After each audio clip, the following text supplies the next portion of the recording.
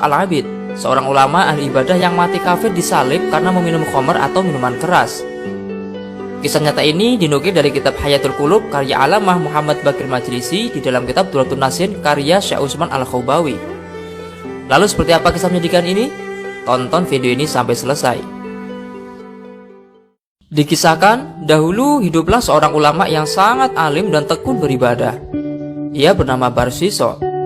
Selama 220 tahun ia beribadah kepada Allah Subhanahu wa taala. Selama itu pula ia tak pernah bermaksiat sedikit pun. Ia juga merupakan orang yang sangat ditokohkan masyarakat di seluruh negeri. Konon ketinggian ilmu dan ketekunan ibadahnya nyaris tak ada yang bisa menandinginya. Popularitas Barsiso menggema hingga ke pelosok negeri.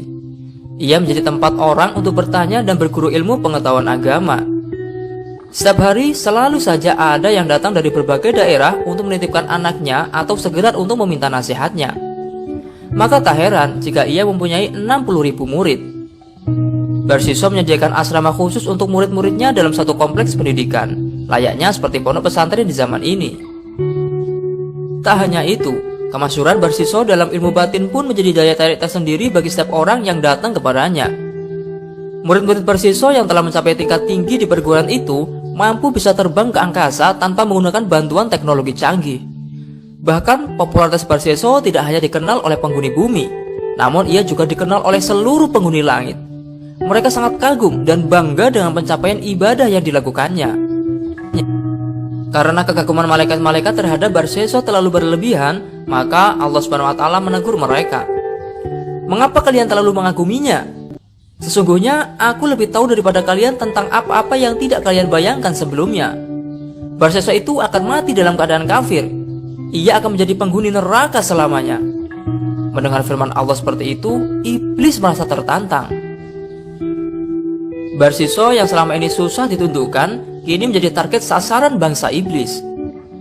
Iblis selalu datang ke kediaman Barsiso dengan menyamar. Ia mendekati tempat ibadahnya dengan pakaian tenun yang memikat perhatian.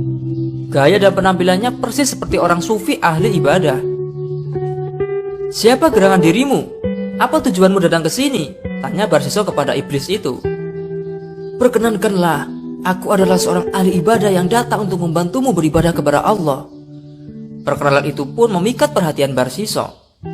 Tutur kata iblis itu sangat sopan dan wawasan keilmuannya terlihat sangat luas. Barang siapa yang ingin beribadah kepada Allah, maka dia pun pasti akan mencukupinya. Demikian salah satu nasihatnya. Iblis pun diberi tempat khusus di rumah Barsiso, layaknya tamu-tamu terhormat lainnya. Ia memperlihatkan cara beribadah yang belum pernah dilakukan orang di negeri manapun. Iblis itu beribadah, sholat dan zikir selama 3 hari 3 malam, tanpa makan, tanpa minum. Bahkan Barsiso sendiri melihatnya selama 3 hari itu pula sang tamu tidak tidur. Karena rasa heran dan penasaran yang amat sangat, Barsiso memberanikan diri untuk bertanya, mengapa engkau sanggup tidak makan, tidak minum selama itu? Padahal selama 220 tahun, aku beribadah tak pernah aku meninggalkan makan dan minuman. Kalaupun aku berpuasa, aku selalu berbuka di waktu malam. Aku selalu makan, minum, dan tidur layaknya manusia biasa. Aku merasa sangat berdosa kepada Allah, sehingga aku tak bergairah untuk makan dan minum, apalagi tidur. Setiap kali datang rasa lapar dan kantukku, saat itu pula aku teringat dosaku. Tutur iblis. Lalu bagaimana caranya agar aku bisa menyamaimu? Tanya Barsiso. Benar kau ingin menyamaiku?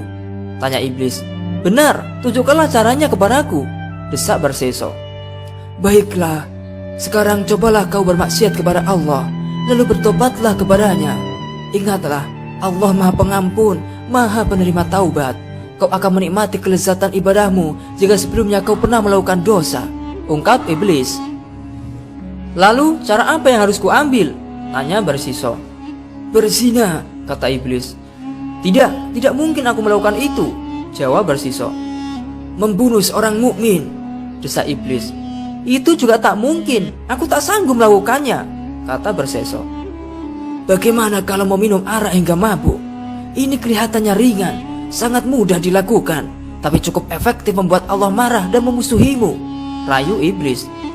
Wah, kalau ini memang ringan, kemana aku mencarinya? Tanya Barsiso. Lalu iblis pun menunjukkan ke suatu kota yang biasa menjual arak dan minuman keras yang lain. Singkat cerita, Barsiso menemukan sebuah warung minuman dengan pelayan yang sangat cantik. Atas petunjuk iblis, Barsiso pun membeli minuman haram itu dan meminumnya hingga mabuk. Dalam keadaan tak sadarkan diri, ia bahkan berzina dengan wanita pelayan itu. Tanpa diduga sebelumnya, suami pelayan itu datang dan memergoki mereka sedang berzina. Maka Barsiso pun menghajarnya hingga babak belur, bahkan sampai hampir-hampir mati. Iblis itu datang dengan menyamar sebagai manusia biasa. Ia lalu menyeret Barsiso ke pengadilan untuk dihukum atas perbuatannya. Akibatnya, hakim memutuskan Barsiso bersalah. Lelaki yang dikenal ahli ibadah itu mendapat hukuman 80 kali cambukan untuk perbuatan meminum arak, dan 100 kali cambukan karena telah berzina, dan diperintahkan agar Barsiso digantung sebagai ganjaran ganti darah. Ketika Barsiso dalam keadaan tersalib, iblis datang dengan menyamar sebagai manusia, tapi dalam gaya dan penampilan berbeda. "Bagaimana keadaanmu, Barsiso?" tanya iblis. "Beginilah penderitaan bagi orang yang telah mematuhi penjahat dan pendosa," jawab Barsiso. Iblis itu tertawa sinis, mencibir muka dengan keangkuhannya sambil mengacung-acungkan tangan ke arah muka Barsiso.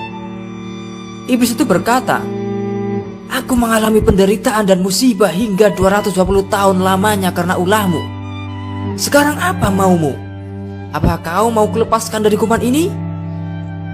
Cepatlah turunkan aku dari tiang salib ini. Aku akan menuruti semua kehendakmu," pinta Barsiso. "Bersujudlah sekali saja kepadaku," desak iblis. "Tak mungkin, aku masih tersalib, tak bisa melakukannya. Turunkan saja aku dulu," rengkek Barsiso.